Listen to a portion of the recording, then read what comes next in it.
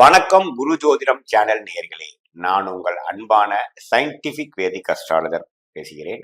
நல்லது நினைப்போம், நல்லதே நடக்கும். இப்ப பாத்தீங்கன்னா பிப்ரவரி 2025 மீனராசிக்காரர்கள் எப்படி இருக்க போகுதுன்னு பார்க்கும் பொழுது, ராசி அதிபதியாகிய குரு 3ஆம் இடத்துல ரிஷபத்திலே நீடித்திருந்து 9, 7, 11ங்கிற ஒரு அருமையான பாவத்தை, அருமையான வீடுகளை பார்த்து கொண்டிருக்கிறார். சோ என்னதான் ராகு ராசிக்குள்ள இருந்து கேது 7ஆம் இடத்துல இருந்து மனக்குழப்பங்களும் பிரச்சனைகளும், பங்குதாரர்கள், வியாபாரம், தொழில், அது மாதிரி விஷயங்கள், மாணவர்களாக இருந்தால் மைண்ட்ல வந்து கொஞ்சம் கிளாரிட்டி குறைவு, டிஸ்ட்ராக்ஷன், இல்லத்தரசிகளுக்கும் சில குடும்பத்துல அவ்வளவு சுபிக்ஷம் இல்லை, எல்லாத்துக்குமே வயசு வித்தியாசம் இல்லாமல் சில குழப்பத்தை கொடுக்கக்கூடிய ராகு கேதுகள் இருந்தாலும் குருவின் பார்வை வந்து ஓரளவுக்கு மீண்டு வரக்கூடிய அமைப்பு, கொஞ்சம் என்னதான் பிரச்சனைகள் இருந்தாலும் ஓரளவுக்கு ப்ரோக்ரஸ் பண்ணக்கூடிய அமைப்புகள், அப்பப்போ நம்ம வந்து கொஞ்சம் நல்லா தான் பர்ஃபார்ம் பண்ணிட்டு இருக்கோம், நல்லா தான் பலன்கள் வந்துட்டு இருக்குங்கிற மாதிரி ஒரு அமைப்பு கொடுக்குது.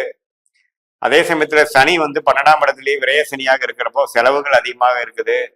என்ன வருமானம் வந்தாலும் செலவுக்கு குறைவே இல்லாமல் கைக்கு வந்தது ஒரு நாள் 2 நாள் கூட இல்லாமல் எல்லாமே விரயமாகக்கூடிய அமைப்புகள் இருக்கு. சுப முதலீடுகள் செய்யக்கூடிய அமைப்புகள், நல்ல ஜாதகத்துல நல்ல யோகமான தசைகள் போயிட்டு இருக்கக்கூடிய மீனராசிக்காரர்களுக்கு சுப முதலீடு செய்யக்கூடிய அமைப்புகள் 2023, 24 நடந்து கூடி இருக்குது. இன்னும் 2 மாதம் அது இருக்கும்.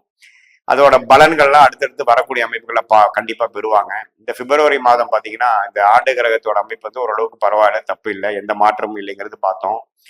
மாத கிரகமாகிய புதன் 11ஆம் இடங்கிற லாபஸ்தானத்தில் இருக்கிறது நல்லது. பங்குதாரர்கள் மூலமாக மனைவி, பெண்ணா இருந்தால் கணவன், ஆணா இருந்தா மனைவிங்கிற மாதிரி சில விஷயத்துல வந்து நல்ல ஒரு பெனிஃபிட்ஸும் நல்ல ஒரு அன்னோனியம் கொடுக்கக்கூடிய அமைப்பு. புதன் என்னதான் இருந்தாலும் நட்பு வீட்டுல இருந்து குருவின் பார்வையில் இருக்கிறார்.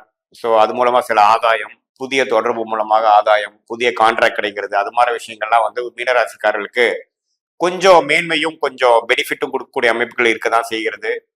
மாதத்தின் இறுதியில பாத்தீங்கன்னா ஒரு 3வது 4வது வாரம் தான் 12ஆம் இடத்துக்கு போய் சில விரயங்களை கொடுக்கிறார். முதல் 2 வாரம் நல்லா யூஸ் பண்ணிக்கணும், புத்தி கூர்மையோட சில செயல்பட்டு சில விஷயங்கள் சாதிச்சுக்கணும், அதை வச்சு சில பிரச்சனைகளை சால்வ் பண்ணிக்கலாங்கிறது நீங்க தெரிஞ்சுக்கணும். மாணவர்களும் கொஞ்சம் நல்லா படிக்கக்கூடிய அமைப்பு. இது வரைக்கும் கிளாரிட்டி இல்லாதவங்க என்ன படிக்க போறோம், உயர் படிப்பு என்ன படிக்க போறோம், காம்படிட்டிவ் எக்ஸாம் ப்ரிப்பேர் பண்றவங்களாம் கொஞ்சம் ஒரு மாதிரி சோர்வா இருக்கிறவங்களுக்குலாம் ஒரு நல்ல உத்வேகம் பெற்று ஒரு கிளாரிட்டியும் ஒரு கான்பிடன்ஸும் கொடுக்கக்கூடிய ஒரு அமைப்பு இருக்கு. ஒரு செல்ஃப் பிலீஃப் கொடுக்கும். என்னதான் ராகு கேதுகள் மனக்குழப்பத்தை கொடுத்தாலும் இந்த மாதத்தின் முதல் 2 வாரம் சில கிளாரிட்டியும் சில பெனிஃபிட்ஸும் கொடுக்குறாருங்கிறது நீங்க தெரிஞ்சுக்கணும். ஸோ சூரியனும் 11ஆம் இடத்துல இருக்கிறது கொஞ்சம் லாபத்தை கொடுக்கக்கூடிய அமைப்புகள் இருக்கு. கடன் மூலமாக சில அபிவிருத்தி செய்து கொஞ்சம் ஜெயிச்சுக்கலாம். ஸோ மாதத்தின் முதல் 2 வாரம் ஒரு பெனிஃபிட்டா இருக்கக்கூடிய அமைப்புகள் இருக்கு. சுக்கிரனும் ராசிக்குள்ளேயே இருந்து சில விஷயங்கள்லாம் வந்து கொஞ்சம் சால்வ் பண்ணிக்கக்கூடிய அமைப்புகள். ராகு சுக்கிரனோட சேரும் பொழுது கொஞ்சம் ராகு திசை நடக்கிறவங்களுக்கு ஒரு நல்ல லாபங்களையும், கொஞ்சம் கடன் அது மாதிரி சில விஷயங்கள் இருந்தாலும் கொஞ்சம் சமாளிச்சுக்கக்கூடிய அமைப்புகள் தான் இருக்குது. பெண்கள் விஷயத்தில் கொஞ்சம் கேர்ஃபுல்லா இருக்கணும். அந்நியரால யாரும் தெரியாதவங்களை வந்து நம்ம திடீர்னு நம்ம ஏதோ பண்றது, உணர்ச்சி வசப்பட்டு சில செயல்படுறதெல்லாம் கொஞ்சம் ஒசிச்சு கொஞ்சம் கவனமாக இருக்க வேண்டிய ஒரு மாதமாகவும் இருக்குதுன்னு நம்ம தெரிஞ்சுக்கணும். ஏன்னா நம்ம இப்போ இருக்க மாதிரி தான் எப்படி இருக்கும்னு நினைச்சிட்டு நம்ம கேஷுவலா சில இது பண்றது வந்து நம்ம பிற்காலத்துல வந்து நமக்கு எதிராக போகக்கூடிய அமைப்புகள் உண்டு. இது மாதிரி மீடியா துறையில் இருக்கிறவங்களாம் கொஞ்சம் கரெக்டா பண்றது, ஏதோ தப்பா பண்றோமா, கம்யூனிகேஷன்ல வந்து கொஞ்சம் கேர்ஃபுல்லா இருக்கக்கூடிய அமைப்புகள் தேவைப்படுகிறது.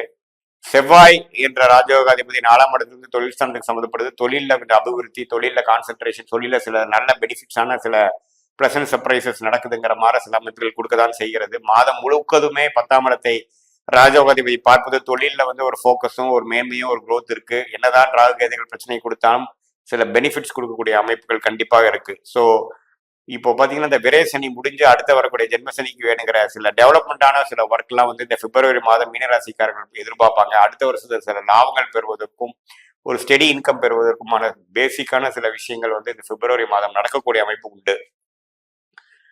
ஸோ உங்க ஜாதகத்துல எப்படி ஒரு தசாபுக்திகள் போது பொறுத்து ஒண்ணுமே துல்லியமா நம்ம சொல்லலாம்.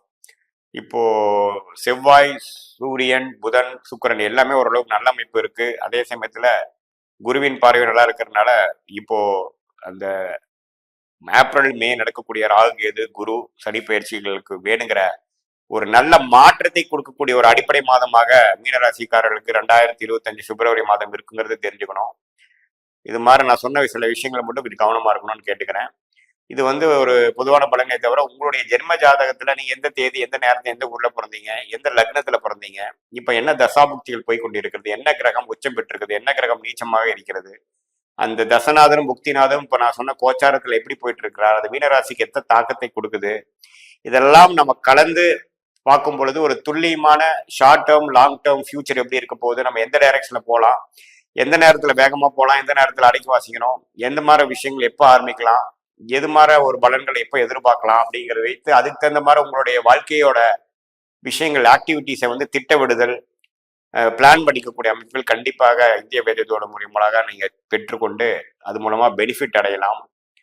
கண்டிப்பாக இதுல வந்து ஒரு துல்லியமான பலன்கள் வந்து கோச்சார அடிப்படையும் நம்மளோட இந்த ஜாதகத்தையும் கிளப் பண்ணி பார்க்கும் பொழுது வருமே தவிர இப்போ நம்ம பார்க்கறது வந்து ஒரு பொதுவான பலன்கள்னு நீங்க தெரிஞ்சுக்கணும். இப்போ நாம உங்களுக்கு அருமையான தசாபுக்தியில் போயிட்டு இருக்கும் பொழுது நான் சொன்ன சாதகமான பலன்கள் அதிகமாகவும், ஒரு சுமாரான தசாபுக்தியில் போகும்பொழுது நான் சொன்ன சாதகமான பலன் கொஞ்சம் குறைவாகவும் இருக்குங்கிறத நீங்க தெரிஞ்சுக்கணும். மீண்டும் மற்றொரு காணொலியில் சந்திப்போம். நன்றி, வணக்கம்.